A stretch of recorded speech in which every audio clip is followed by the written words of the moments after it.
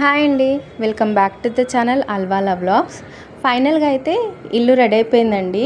Renovation మొత్తం complete అయిపోయింది. ఇల్లు కూడా మనకు హ్యాండ్ ఓవర్ చేశారు. చాలా లేట్ అయిపోయిందండి వీడియో షూట్ చేయడం. యాక్చువల్గా ఇంట్లో షిఫ్ట్ అవ్వకముందుకే వీడియో షూట్ చేద్దాం అనుకున్నాను. కొంచెం బిజీగా ఉండడం వల్ల షిఫ్ట్ అయ్యాక వీడియో అయితే షూట్ చేస్తున్నాను. కొత్తగా ఎవరైనా వీడియో చూస్తుంటే కనుక మా పేరెంట్స్కి దుండిగల్లో డబుల్ బెడ్రూమ్ ఫ్లాట్ అయితే శాంక్షన్ అయిందండి. రెనోవేషన్ వర్క్ అయితే చేయించుకున్నాం అనమాట. సో దాని ప్రతి అప్డేట్ వీడియో అయితే నేను పోస్ట్ చేశాను. ఎవరైనా చూడకుంటే వెళ్ళి చూడండి. నేను ప్రతి వీడియోలో అయితే చెప్పాను కదా, ఫైనల్ వీడియోలో ఎంత ఛార్జ్ అయింది, మేము ఏమేమి వర్క్ చేయించుకున్నాం అనేది షేర్ చేస్తాననేసి. అయితే ఈ వీడియోలో అయితే మీకు చెప్తానండి మేము ఏమేమి వర్క్ చేయించుకున్నాము, దానికి ఎంత కాస్ట్ పడింది అనేసి. కాస్ట్ గురించి చెప్పే ముందు ఫస్ట్ ఏమేమి వర్క్ అయితే చేయించుకున్నామో చెప్తాను. అన్ని రూమ్స్లలో సెల్ఫ్లు వేయించుకున్నామండి.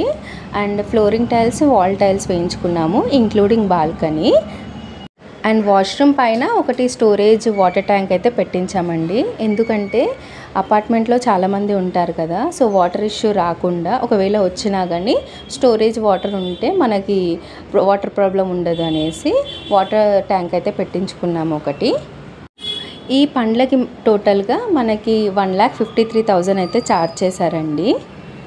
అండ్ ఇది కాకుండా అడిషనల్గా మేము ఒకటి కడప కూడా పెట్టించుకున్నాము. దానికి 1,800 వరకు అయితే ఛార్జ్ చేశారు. అయితే మనకి స్టార్టింగ్ ఇల్లు ఇచ్చినప్పుడు కొన్ని కిటికీలకి అద్దాలు అనేది డ్యామేజ్ ఉండేనండి. అవి కూడా మళ్ళీ కొత్తవి పెట్టించాము. దానికి ఒక 3,000 అయితే ఛార్జ్ చేశారు. అండ్ చిన్న చిన్న వర్క్స్ కూడా ఉండే. ఓవరాల్ కాస్ట్ వచ్చేసి మనకి 1,60,000 అయితే ఛార్జ్ చేశారనమాట. 1,60,000 అనేది రీజనబులా కాదా అనేది కామెంట్ చేయండి. ఈ వీడియో కనుక మీకు నచ్చినట్టయితే లైక్ చేయండి, కామెంట్ చేయండి, అండ్ నా ఛానల్ని సబ్స్క్రైబ్ చేయండి. ఇంకో వీడియోలో మళ్ళీ కలుస్తాను.